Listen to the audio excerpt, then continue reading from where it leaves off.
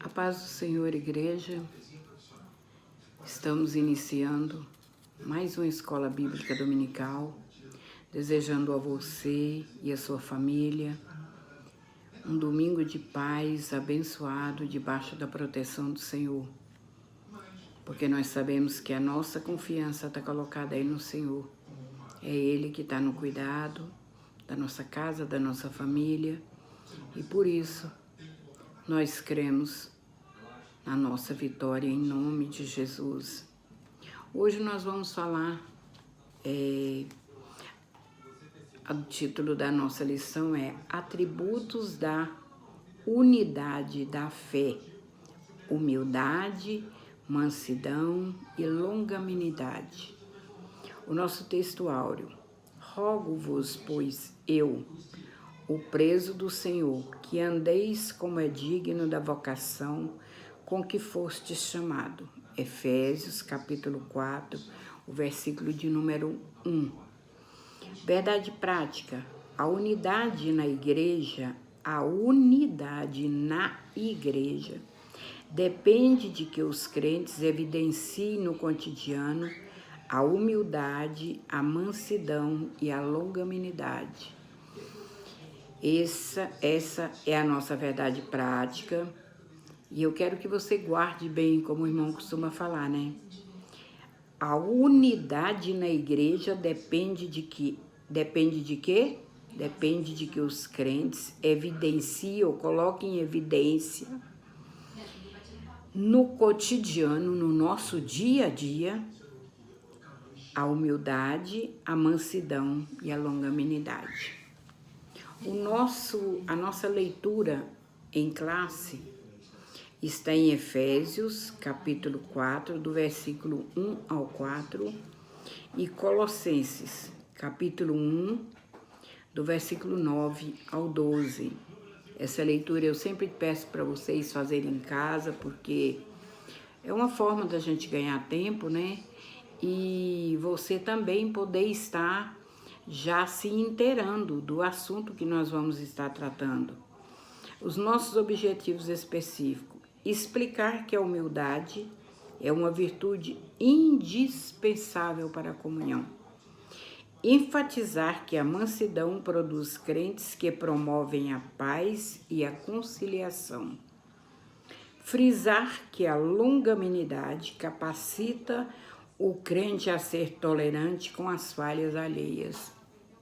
Muito apropriado, né? Frisar que a longanimidade capacita o crente a ser tolerante com as falhas alheias.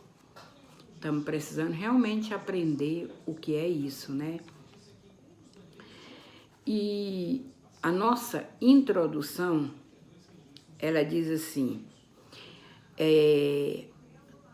o apóstolo Paulo passa a enfatizar a necessidade da unidade dos crentes. Na lição anterior, nós falamos a respeito da unidade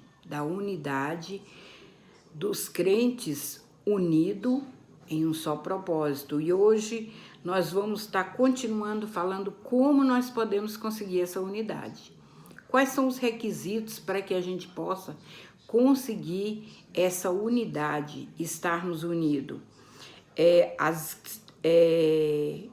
Necessário que tenhamos virtudes fundamentais, a humildade, a mansidão e a longanimidade, que levam a igreja a viver uma perfeita unidade conforme a palavra de Deus. Para nós vivermos, igreja, uma unidade conforme a palavra do Senhor, requer de nós, servos do Deus Altíssimo, como diz a verdade prática, que coloquem em evidência no dia a dia que nós somos servos de Deus.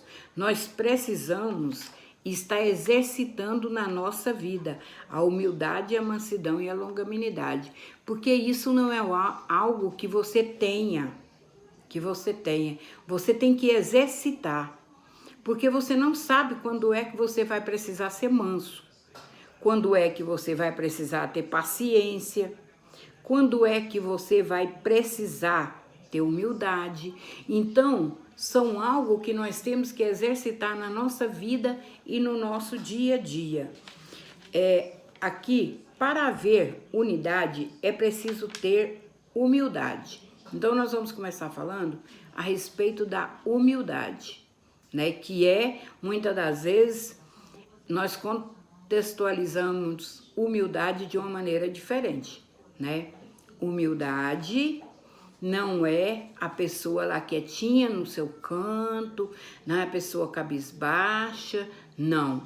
Humildade é uma das características, dos requisitos que você só reconhece quando você chega perto e você vai participar junto com aquela pessoa, é que você vai reconhecer. É uma pessoa humilde ou não é uma pessoa humilde? E, infelizmente, o contrário de uma pessoa humilde é uma pessoa arrogante, né? E isso é algo que nós não queremos para nós, porque a arrogância, ela tá junto com a soberba. E a palavra do Senhor diz que Deus dá graça aos humildes, mas aos soberbos ele resiste. O modo de viver cristão. O autor da nossa revista disse assim: andem de modo digno da vocação, ou seja, a nossa conduta diária deve corresponder à chamada recebida para ser membro do corpo de Cristo, a igreja. Isso pressupõe que o andar do cristão está diretamente relacionado com o nível de unidade que ele tem com Deus e com os irmãos. Então, falando de humildade. Quando nós falamos de humildade, nós vamos ver que isso aí vai trazer o seguinte: no nosso andar, no nosso cotidiano, nós vamos estar demonstrando esse nível que nós temos de humildade quando nós, no nosso relacionamento direto uns com os outros, que eu vou demonstrar o meu nível de humildade. Porque muitas das vezes eu até pareço ser uma pessoa humilde. Você sabe aquela história de que o porco espinho, você chega perto dele, de longe você vê ele é lindinho, né? Aí quando você chega, é que você percebe que não dá para você tocar.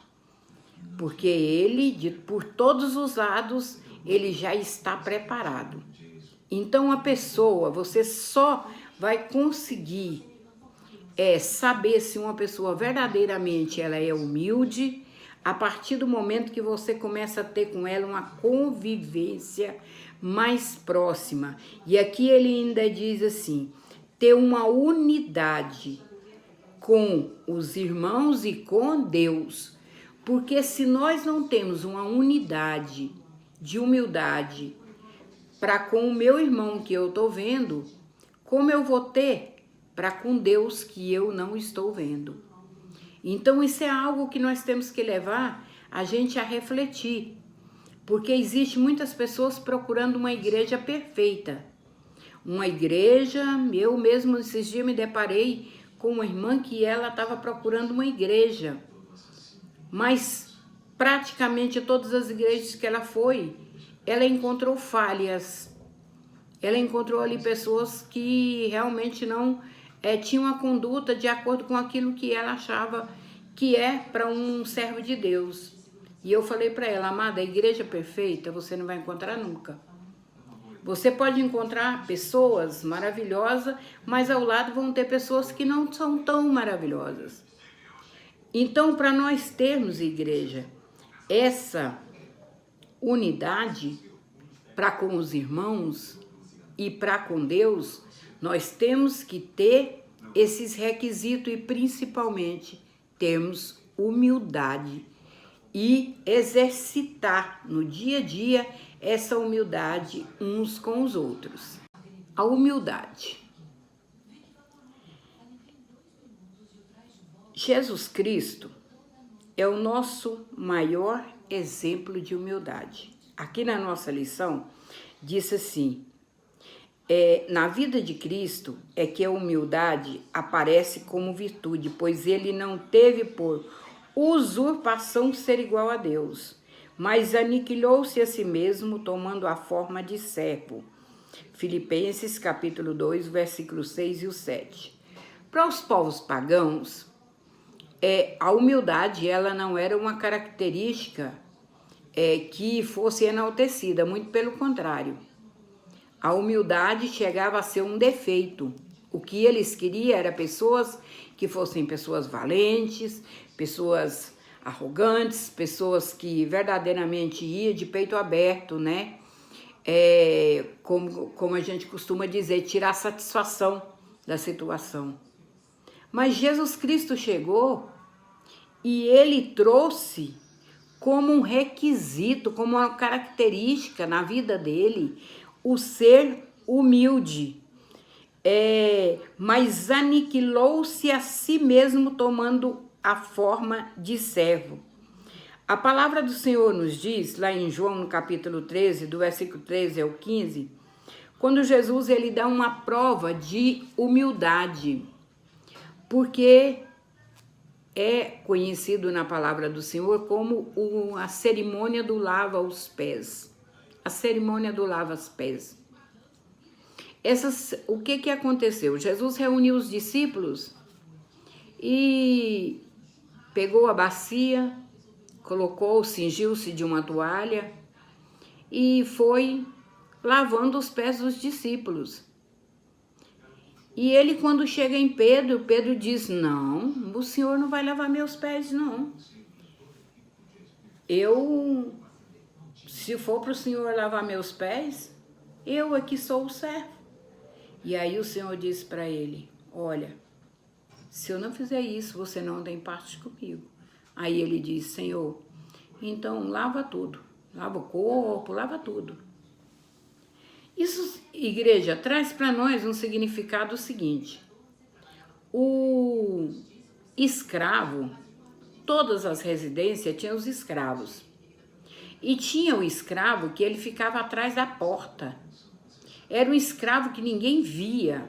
Escravo já era realmente nunca visto, mas o escravo que ficava atrás da porta, ele era o mais baixo nível dos escravos. Porque ele ficava atrás da porta com uma toalha e uma bacia. E todo viajante ou todo visitante que chegava naquela casa, era praxe. Ele chegava e vinha cansado, aí o escravo colocava a bacia, lavava os pés daquela pessoa, enxugava e voltava para trás da porta. Jesus Cristo fez o papel daquele escravo que era o último escravo. Ele deu uma demonstração que eu sou o Senhor, eu sou Deus.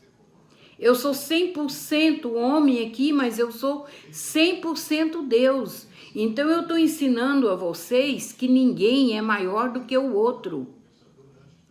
Se eu que sou o Senhor estou lavando os pés de vocês, isso é para que vocês tenham uma atitude de humildade, uns para com os outros nos servir. E a palavra do Senhor ainda diz que não podemos exercitar uma falsa humildade. Porque você pode até exercitar, dizer que é humilde assim, fazer aquele jeito de humilde por um tempo, mas isso não dura muito. O seu andar, como a nossa verdade de prática diz, o seu andar, o seu caminhar, o seu cotidiano, vai dizer exatamente quem você é. Vai dizer se você é uma pessoa humilde ou se você simplesmente se faz de coitadinho. E é isso que a palavra do Senhor nos diz, para nós sermos verdadeiramente humildes, não só de palavra, mas de atitude. Que nós tenhamos um viver humilde, porque para nós convivermos na igreja como corpo de Cristo, nós temos que ter humildade. A humildade vai ser considerar o outro sempre superior a mim mesmo. Eu vou ter sempre que está na condição de dizer que eu posso aprender com você. Tem gente que acha que ele só pode ensinar. Mas se quem ensina não está na condição humilde de aprender, ele não vai conseguir nunca. A verdadeira humildade. O apóstolo Paulo, ele diz, o que fica claro em Jesus, no ensino do apóstolo Paulo, é que a pessoa humilde expressa modéstia em oposição ao orgulho e à arrogância. Assim, a verdadeira humildade coopera para a harmonia nos relacionamentos e promove a unidade no corpo de Cristo.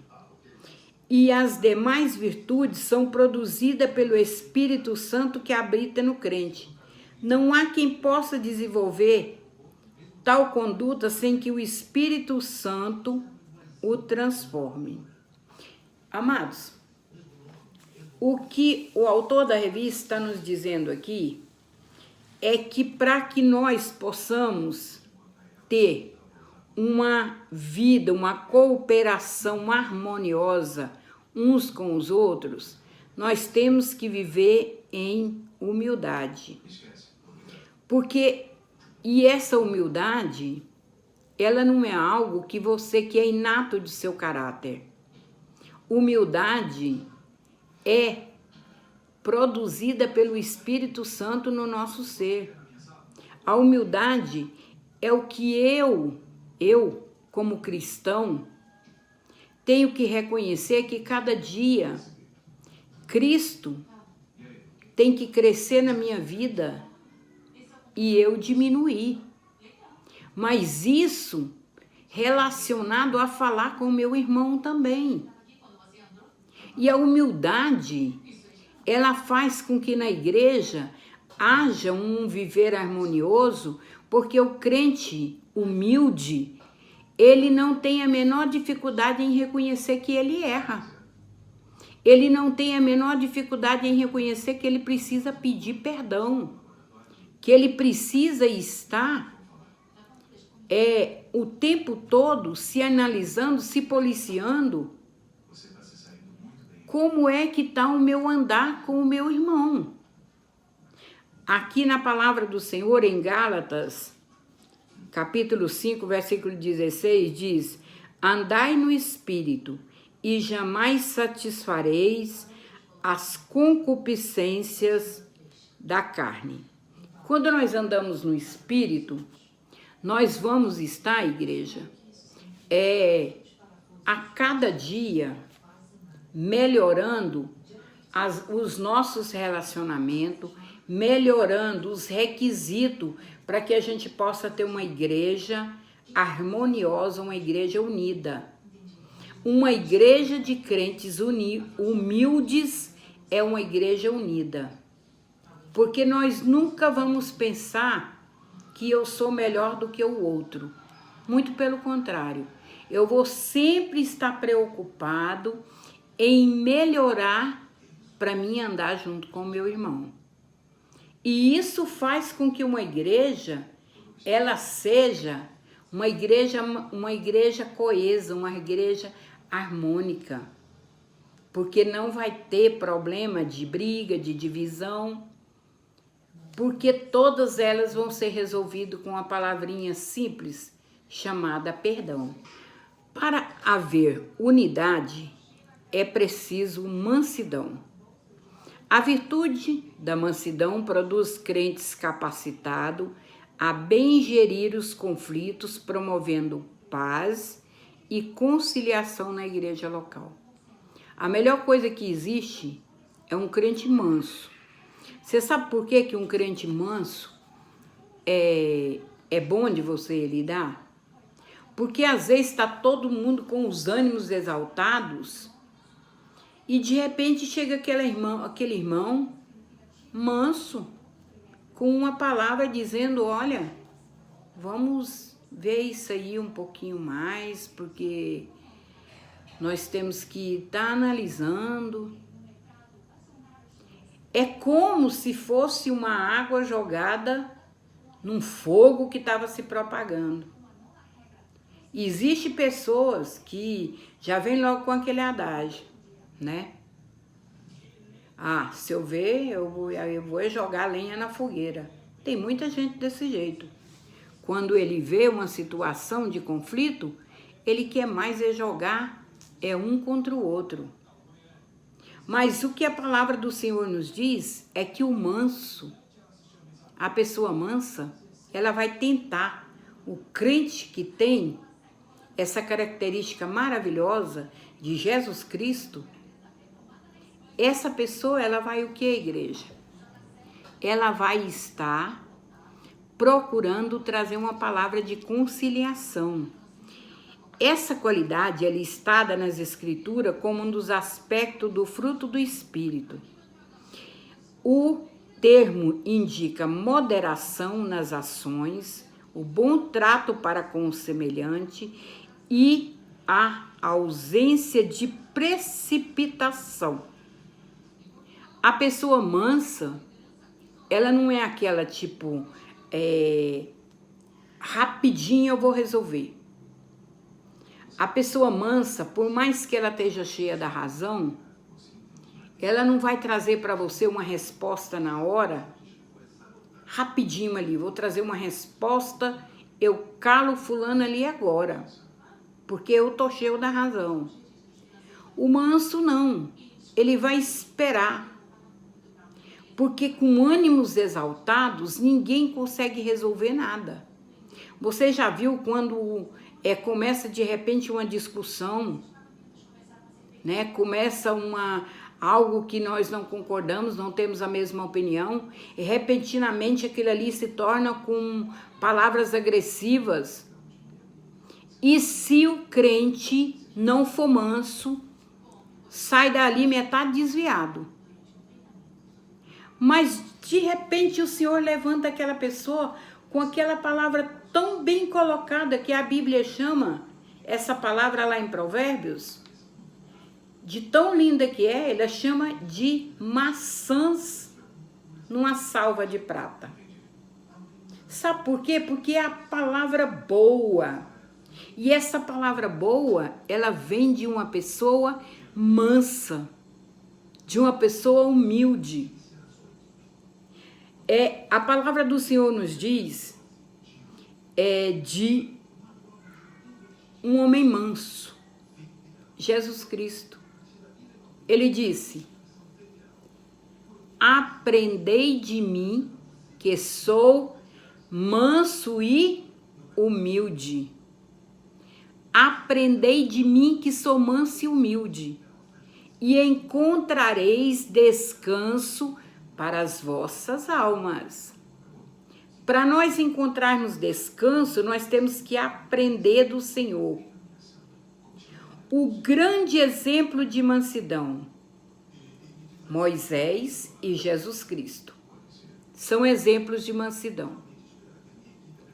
Quando nós falamos, a nossa revista diz assim, essa reputação se deu em virtude de o legislador que em Moisés, entre outros aspectos, não revidar, nem guardar rancor, quando foi atacado pessoalmente, em Números capítulo 12, o versículo 1 e o 2. Mas, pelo contrário, manteve o autocontrole enquanto era injustamente caluniado. Nós vimos aqui, amados, Moisés, ele já estava viúvo, com certeza, e ele resolveu se casar com uma mulher, que a Bíblia chama de uma mulher cuxita, era uma mulher de Cuxi. E Arão e Miriam, eles se levantam contra Moisés, ficam indignados e se levantam contra Moisés. E a palavra do Senhor nos diz que Moisés, apesar de ser o irmão e a irmã dele, Moisés esperou no Senhor, que Deus pudesse estar tomando a direção daquela situação. Isso é ser uma pessoa mansa. Isso é ser uma pessoa humilde. A Bíblia chama dele, a Bíblia fala que Deus diz, o homem manso, mais manso do que todas as pessoas. Moisés foi o homem mais manso que habitou na terra e mesmo assim ele ainda perdeu a paciência. É por isso, igreja, que nós temos que estar atento. Nós temos que estar, com certeza, na expectativa que o Senhor é quem gera em nós a mansidão, a verdadeira mansidão. As pessoas que possuem essa virtude são disciplinadas e capacitadas a perseverar na perseguição. Não revidam, ou seja, não fica lá só pensando, eu vou dar o troco, eu vou trazer, você vai ver. A gente costuma dizer, espera, jacaré, que a lagoa vai secar. Não. As pessoas que são mansas, que são humildes e mansas, elas não vão revidar, elas vão esperar no Senhor. Muitas das vezes vão até chorar, mas elas vão estar esperando no Senhor. O Senhor não cede às provocações, nem dão espaço para ressentimento. Não cedem às provocações, ou seja, por mais que a pessoa te atormente, fulano tá falando mal de você, ciclano tá falando mal de você, a pessoa tá ali firme na dela. Afinal de contas, eu sou uma pessoa mansa. E o que os outros pensam de mim não me interessa. Me interessa o que eu sou. Eu não vou tirar satisfação. Sabe qual é o maior problema hoje que nós enfrentamos na igreja? São os bem intencionados que chegam e dizem assim, você sabe, fulano, o que fulano falou de você? Me doeu no coração ver ele falar daquele jeito e saber o quanto você tem feito por ele e ele falando de você daquele jeito. E aí, de repente, se a gente não exercitar aquilo que o Senhor tem colocado para nós, se é harmonia na igreja, a primeira coisa que nós vamos fazer é o seguinte, o que ele falou? Ah, mas tu não sabe o que ele é, mas tu não sabe o que ele fez. Isso tem gerado um problema tão grande na igreja. Eu já vi uma frase que realmente desconcerta. A pessoa chega para dizer para você que alguém estava falando mal de você para ela. E aí eu me pergunto, como que que ela se sentiu tão à vontade para falar mal de mim para você? Sabendo que você não ia cortar ela na hora, que você não ia me defender. Então, as pessoas, a verdadeira mansidão, ela tem o controle. Por mais que eu fique curiosa, por mais que por dentro eu fique embravecida, eu vou deixar passar, falar, não liga não. Não liga não, porque o Senhor sabe, Ele me conhece. Ele conhece que eu sou por dentro, que eu sou por fora, e Ele vai estar trazendo a resposta. Ele vai estar trazendo a resposta. Vamos fazer uma oração que isso aí passa e... indica o mais seguro controle emocional, que não é fácil. Você está sabendo que alguém está falando de você pelas costas e você está... não, deixa isso para lá, não quero saber disso não. Assim a mansidão trata da submissão do homem para com Deus e sua palavra. E a presença do Espírito Santo, propiciando suavidade e domínio próprio. É Deus trazendo do nosso coração a suavidade e o domínio próprio. Porque se dependesse da gente, a gente ia. Eu ia resolver porque eu tô cheio da razão. Porque, na verdade, eu sei que aquilo que estão falando de mim eu não mereço. Então, eu estou totalmente no meu direito de ir ali e tirar satisfação. Mas eu queria dizer para você o que você vai ganhar com isso. O que você vai ganhar com isso é mais dissabores. Você vai ganhar com isso é mais tristeza.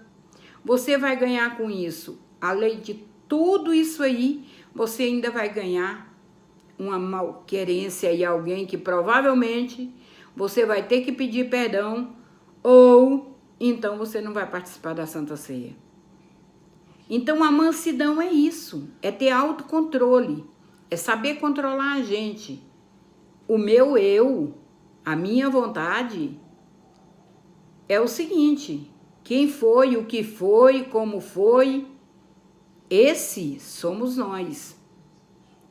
Mas Jesus Cristo, mesmo sabendo de tudo isso, a palavra do Senhor diz que certa vez o Senhor estava na sinagoga e os fariseus estavam querendo dar um aperto em Jesus para pegar ele em alguma contradição. E disseram para ele: é lícito fazer cura no sábado? Aí Jesus disse: olha, se você tiver uma ovelha e ela cair num buraco, e for sábado, você vai deixar ela morrer lá dentro do buraco? Se você tiver alguma coisa que você pode fazer no sábado para salvar, você vai deixar? E nisso entra um homem que tinha uma mão ressequida. E Jesus, olhando para aquele homem ali, da mão ressequida, Jesus disse, foi ali, pegou, e a mão daquele homem ficou sã. Aquele homem saiu dali, talvez era um homem que não conseguia nem trabalhar, ou se trabalhasse, trabalhava com muita dificuldade. Jesus foi ali e sarou a mão daquele homem.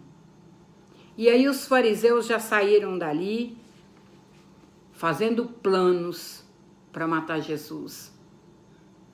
Isso quer dizer, amado, que muitas das vezes, por mais manso que você seja, por mais humilde que você seja, você não vai agradar a todo mundo. Mas eu quero falar para você que você agrada a Deus. Isso é sem dúvida. Você agrada a Deus, porque Ele é manso e humilde. Para haver unidade, é preciso longanimidade para o exercício do perdão. A virtude da longanimidade capacita o crente a ser tolerante com os erros alheios e assim liberar o perdão aos ofensores. Por quê, amado? Porque você também não é perfeito. A longanimidade, nós encontramos aqui, longanimidade é a qualidade produzida pelo Espírito que capacita o crente a suportar as ofensas sofridas e ainda perdoar o ofensor. Isso quer dizer o seguinte, que eu vou entender porque eu também não sou perfeita. Eu sempre digo isso para você. Você não é perfeito.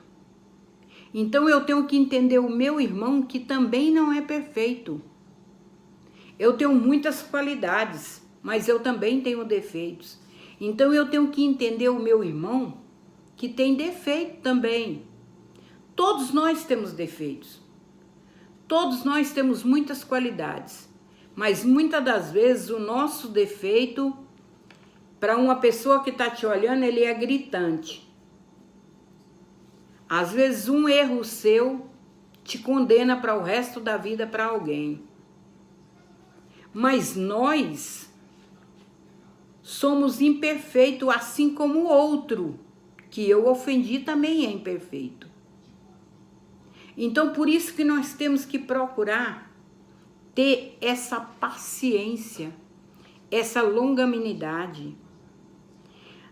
Se nós formos pensar assim, não dá, eu não tenho como perdoar o fulano, porque ele me magoou e me magoou profundamente. Aí você vai lá para o outro lado e você pensa da seguinte forma, Se cada vez que eu ofendo a Deus, ofendo a Cristo, Ele não me perdoasse, aonde eu estava?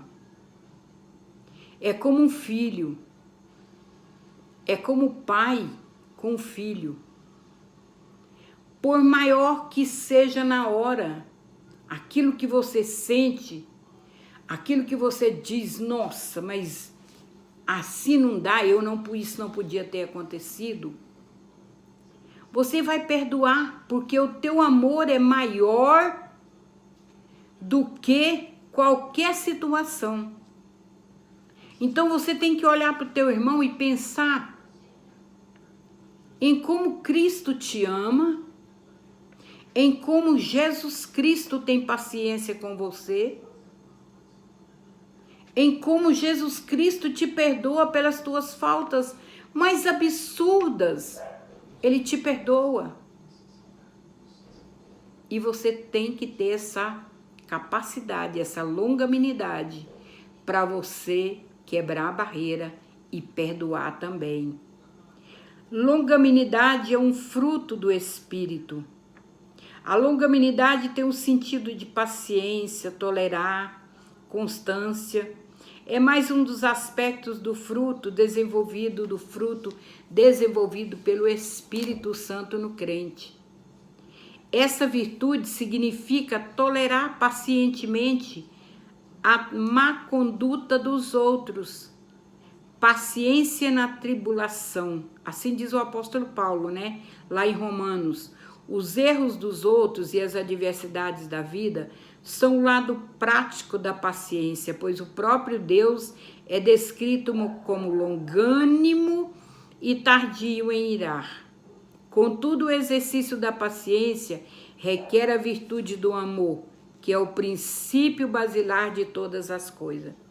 Ou seja, a longanimidade, ela tem como base o amor.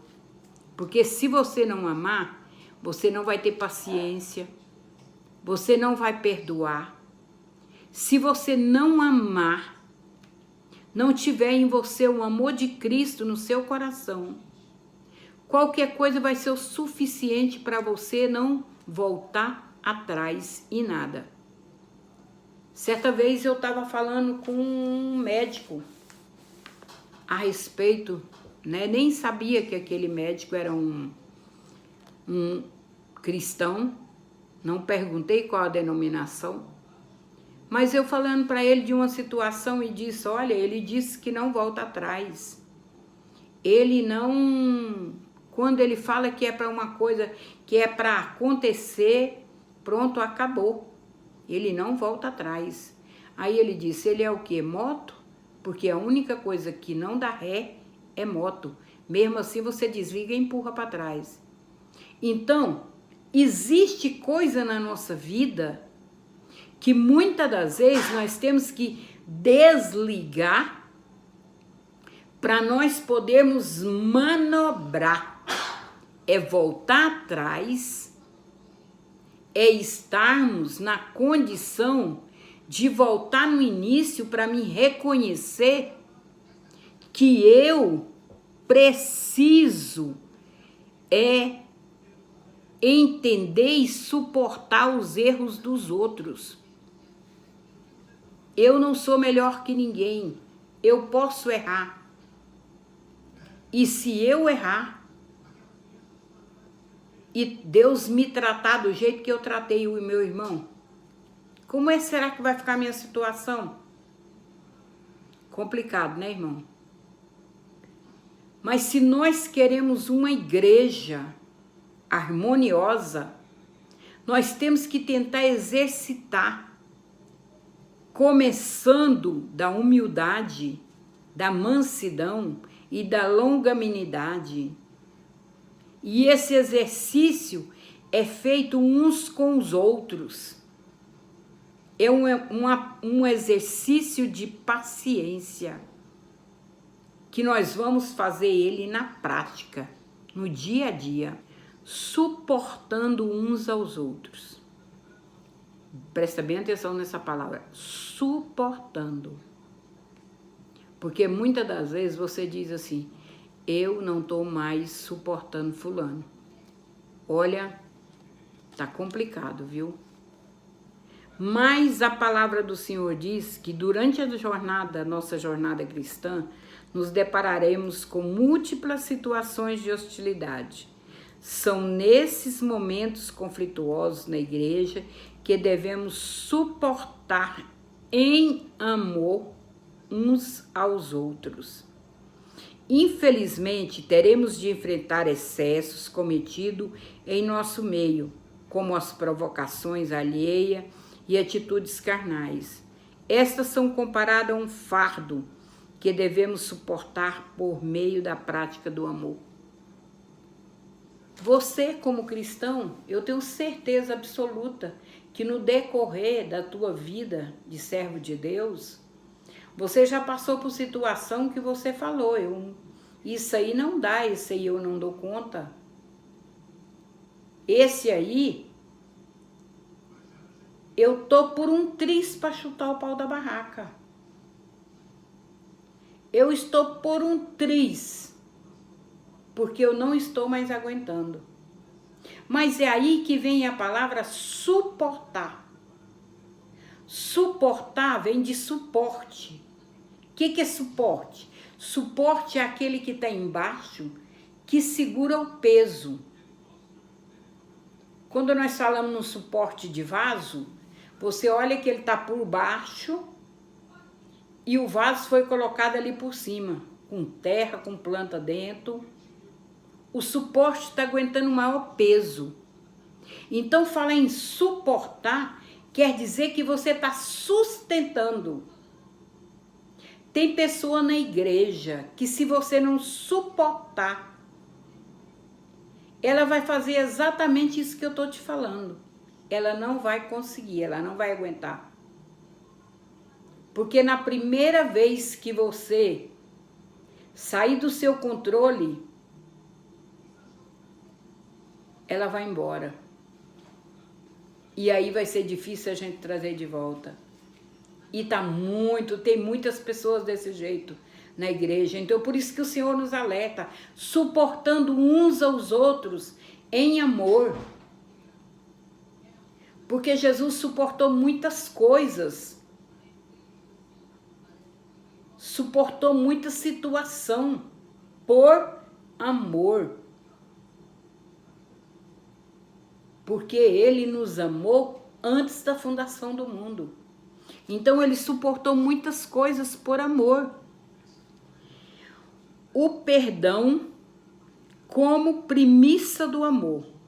O amor é um atributo divino, o principal aspecto do fruto do Espírito. Em uma virtude altruísta que nos conduz a tratar aos outros como gostaríamos de ser tratado. Desse modo, a tolerância entre irmãos em Cristo deve ser mútua, isto é, amando ardentemente uns aos outros com um coração puro. Quando esse estilo de vida é adotado pelos crentes, acabam-se as disputas na igreja, oh, glória a Deus. Olha, o amor é um atributo divino. Nós estamos falando desse amor que é Deus quem coloca no meu e no seu coração. É uma virtude altruísta, ou seja, é uma virtude de uma pessoa que ela sempre vai estar disponível. Disponível para perdoar, que nos conduz a tratar os outros como eu gostaria de ser tratado.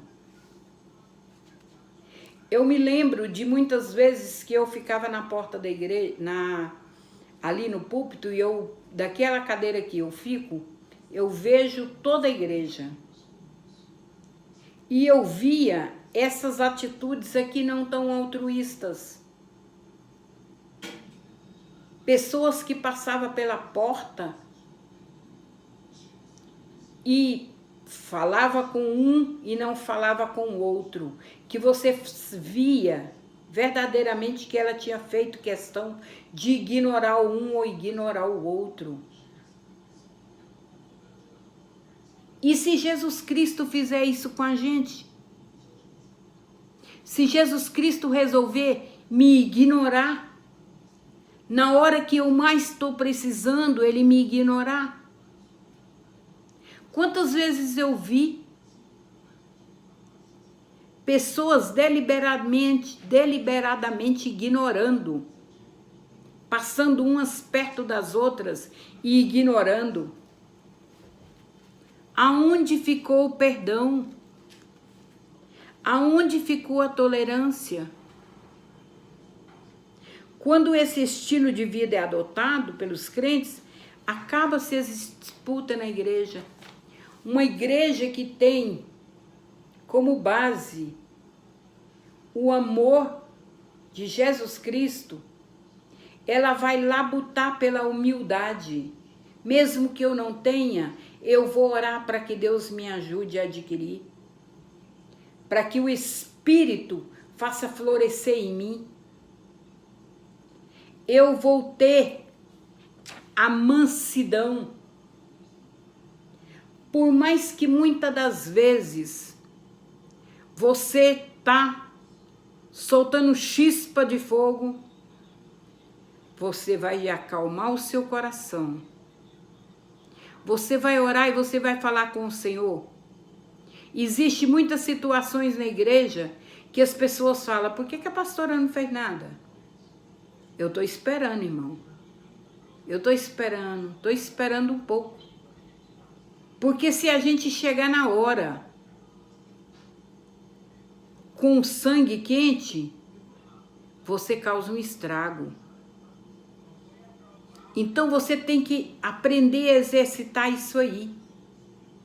A paciência, a longanimidade, a mansidão e a humildade, para que a gente possa ter uma igreja harmoniosa que está esperando Cristo Jesus. Maranata, a hora vem, Senhor Jesus. Que Deus em Cristo Jesus te abençoe e que Ele possa continuar falando com você nas nossas escolas bíblicas dominicais, nas nossas lives, nos cultos. Amanhã, 17 horas, nós temos o culto de adoração ao Senhor, de 17 às 18h20, de 19 às 20h20, temos o segundo horário de adoração. Pastor, às vezes está tão triste, a gente podia se juntar. Eu também acho. Mas a nossa igreja, ela tem um espaço muito pequeno. O coração é imenso, é grande. E Deus tem nos dado a bênção de ter muitos irmãos. Nossos cultos de domingo são cultos de festa, com igrejas lotadas. Então nós não vamos, por enquanto, vamos estar adorando a Deus assim. Isso não vai fazer a diferença, não. O que vai fazer a diferença é o adorador que vai chegar ali. O que vai fazer a diferença é o que você vai levar para o Senhor quando você for, seja no culto das 17, seja das 19. É o que você vai levar para o Senhor. Eu não vou me apresentar para Ele de mãos vazias. Então amanhã à noite eu te aguardo para estar ali conosco, cultuando a Deus. Você que tem me acompanhado nas escolas bíblicas dominicais, que Deus te abençoe, que Deus guarde a tua família, que Deus guarde a tua casa e que em tudo o Senhor venha estar te ajudando naquilo que para você não está muito fácil. Amém?